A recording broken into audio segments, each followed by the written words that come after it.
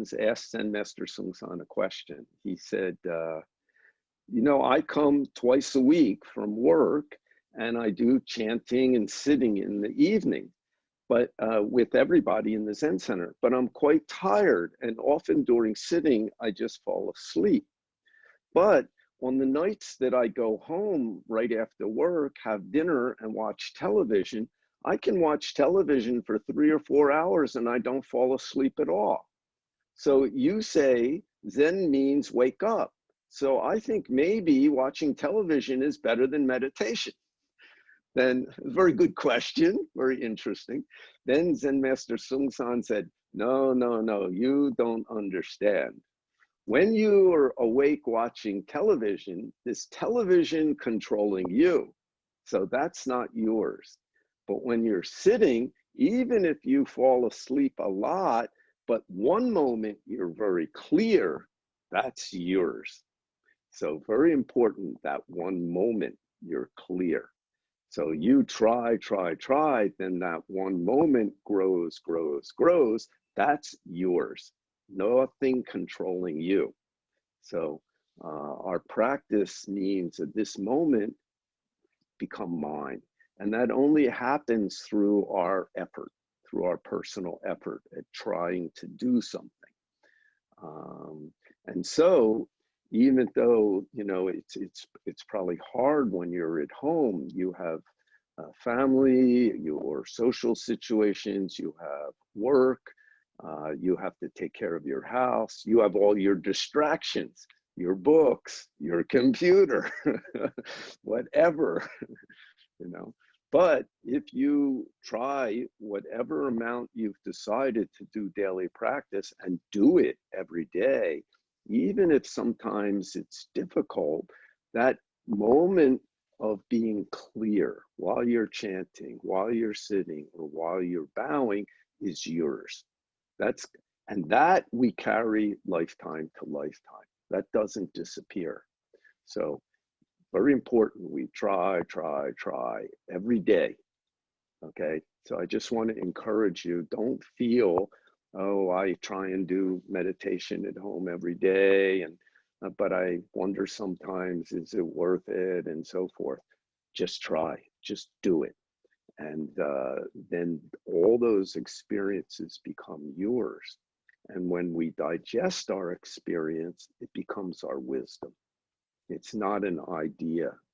You know, now I'm older, and I start to know a lot of people who are dying. I don't know if this happens when you're young. I don't remember it.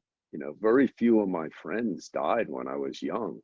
Every once in a while, you might hear of a school friend after you graduate who died, and it's shocking. But now I know people who are dying all the time, not just because of the disease, it's because of age. A lot of people I know are old. But this is, I'm not even sure why I started talking about that. It suddenly went out of my head. That's maybe something that also happens when you're old. But, you know, the effort to pay attention is, you know this, I think this is why you come here, is so valuable. And I just want to encourage you while you're at home.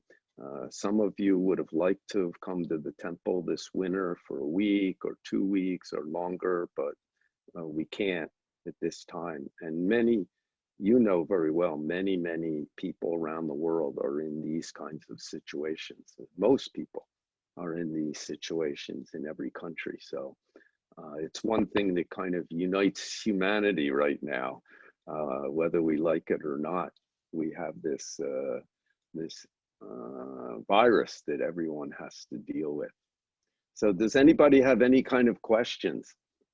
Anything about practice that they would like to ask?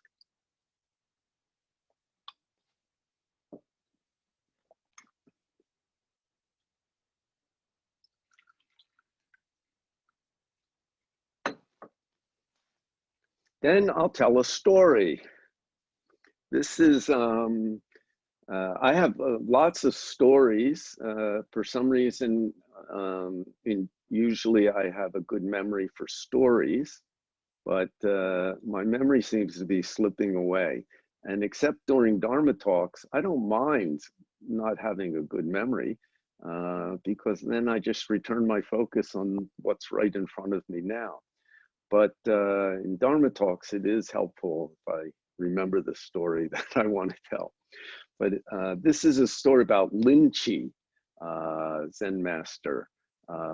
In Korea, he's called Imje Sansa. Chinese is Lin Chi. And Americans usually know him by the Chinese name Lin Chi. And of course, he's extremely famous in the history of Zen. He lived in Tang Dynasty more than 1200 years ago. He's famous for shouting, "Hut!" and using that quite often to teach his students. But before he was a Zen master, he lived in a temple that was near a small river, a kind of, a small river. And the temple had a little boat, and he liked to take the boat out and drift on the river. This is a very small river, and do meditation in the boat. He really enjoyed that. And so one day he went out on the boat and he probably rowed out and put the oars inside the boat. And then as the boat drifted and probably rocked some in the water, he did sitting meditation. And he often got very pleasant feeling of peacefulness and quiet and so forth. And he's in the boat doing meditation in this very pleasant environment. And suddenly another boat comes down the river and bangs into his boat. And he becomes very angry. Very suddenly, he just becomes angry inside. Like, why did this person bang into my boat? And he turns around to shout at this person, and he sees it's an empty boat. It's just another small boat that had gotten loose, that floated down. And suddenly there's no place to put his anger. He's angry, but there's nobody there. I mean, he couldn't just be angry at the boat. There's nobody there. And it suddenly hit him very deeply. I'm just an empty boat myself. And he said after that, he rarely got angry. Anytime somebody would say something bad to him or do something that was normally annoying, he just think to himself, oh, I am just another empty boat. So where can I put the anger? There's no place for this strong emotion.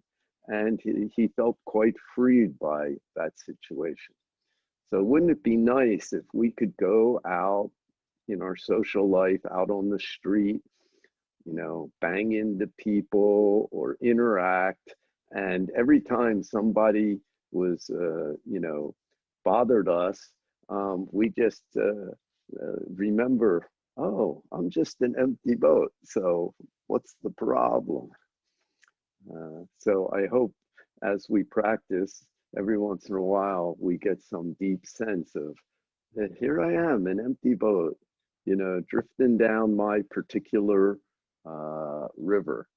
I'm on the Monk River, and